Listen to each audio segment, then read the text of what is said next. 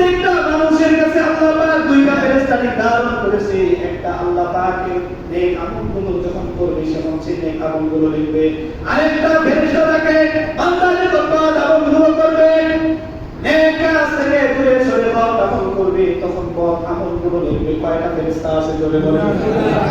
সবাই বলেন কয়টা ফেরেশতা? দুইটা। জোরে বলেন কয়টা? দুইটা। আল্লাহ পাক বলেন বান্দার মধ্যে দুইটা ফেরেশতা সেটিং করা আছে। এখন রাত ধরে যে তুমি ঘুমাও, ফেরেশতা কি ঘুমায়? কথা বলেন, ফেরেশতা ঘুমায়? যারা বলে ঘুমায় না তারা কয়, যারা বলে না যে ঘুমায় না তার মানে সে কি বলে ঘুমায়? সবাই বলেন ফেরেশতা ঘুমায়? সবাই বলেন ফেরেশতা ঘুমায়? তাহলে আপনি যে না আপনারা সবাই ঘুমিয়ে আছে, তুমি গুনার কাজে লিপ্ত, ফেরেশতা কি জাগ্রত না ঘুমন্ত? রাত 12টা হয়ে গেছে, যুবক মোবাইলে দেখতেছো। এমন আল্লাহ রাব্বুল আলামিন বলেন মা ইয়াকুনু মিন নাজওয়া ইল্লা সালাতান ইল্লা ওয়া রাবিউন। আল্লাহ রাব্বুল আলামিন বলে এমন কোন মজমা নেই, এমন কোন মজলিস নেই, এমন কোন জায়গা নেই যেখানে দুইজন কথা বলতেছে তৃতীয়জন আল্লাহ পাক। কতজন? একটা মানুষ যখন বদ আমল করে চারটা সাক্ষী থাকে। কয়টা সাক্ষী? সবাই বলেন, সবাই বলেন কয়টা সাক্ষী? চারটা। এক নম্বর হলো তার শরীরটা থাকে সাক্ষী। শরীরের মধ্যে হাত আছে, পা আছে, এতগুলো বিস্তারিত আমি বলতেছি না। মানুষ যদি নেক আমল করে অথবা পাপ আমল করে কয়টা সাক্ষী থাকে? সবাই বলেন কয়টা? আরো জোরে আস্তে বলতেছেন, সবাই জোরে বলেন চারটা সাক্ষী। একটা হলো জমিন, একটা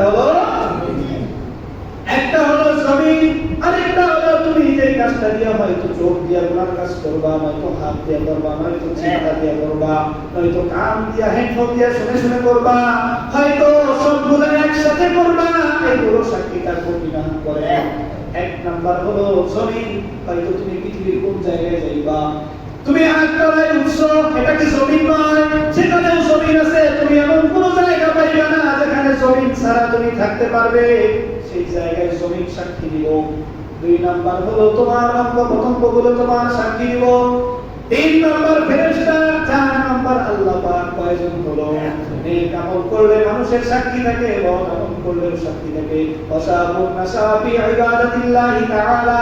আল্লাহ রাব্বুল আলামিন তার নবীর মাধ্যমে জানিয়ে দিলেন যেই যুবকটা তার যৌবনকালটাকে আল্লাহ পাকের ইবাদতের মধ্যে অতিবাহিত করে দিবে, আল্লাহ রাব্বুল আলামিন যে সায়ার জন্য মানুষ চিল্লাইতে চিল্লাইতে দূর থেকে দূর দৌড়াদৌড়ি করবে, আল্লাহ রাব্বুল আলামিন বলেন যে যুবকটা আল্লাহ পাকের অনুগতশীল হবে, আমি আল্লাহ তাকে ছায়া দেব। সকলে সুবহানাল্লাহ।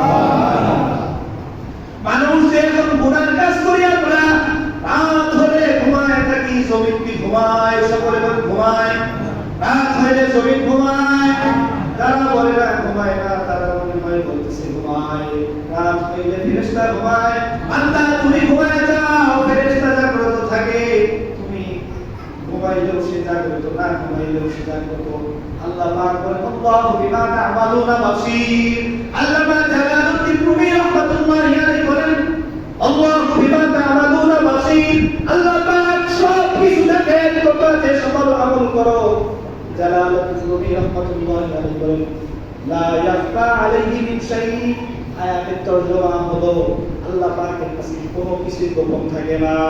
আরেক আয়াতে আল্লাহ বলেন মা ইয়াকুনু মিন নাজওয়া, কোন মজলিস নেই ইল্লা সালাসাতিন, তিনজন মরদওয়ালাম, তবে চার নাম্বার আল্লাহ। এমন মজলিস আছে চারজন তোমরা মজলিস করতেছো, পঞ্চম নাম্বার হলো আল্লাহ, পাঁচজন মিলে গল্প করতেছো, ষষ্ঠ নাম্বার ব্যক্তিটাকে। তাহলে হাত বাড়িটা হলে বুঝবো রাত হলে তুমি গুনার মধ্যে লিপ্ত হও আর নিজেকে বলো আমার তো আমার মা দেখে না, কে দেখে না। আরে মা তো দেখার দরকার নাই, সাক্ষী যেগুলো সেগুলো তো দেখতেছে, মা তো সাক্ষীও দিব না, মার দেখার প্রয়োজন নাই। এই জন্য যুবক যৌবনটাকে কাজে লাগাও, কি লাগিয়ে দেবে। হযরত ইব্রাহিম আলাইহিস সালাতু ওয়াস সালাম রব্বি জাআলনি মুকিমাস সালাতি ওয়া মিন যুররিয়্যাতি রব্বানা ওয়া তাকাব্বাল দুআ। ইব্রাহিম আলাইহিস সালাতু ওয়াস সালাম বারবার দোয়া করলেন রব্বি জাআলনি মুকিমাস সালাত, ও আল্লাহ আপনি আমাকে মুকিমাস সালাত নামাজ কায়েমকারী বানান, আমি যেন নামাজ আদায় করতে ওয়ালা বান্দা হয়ে যাই।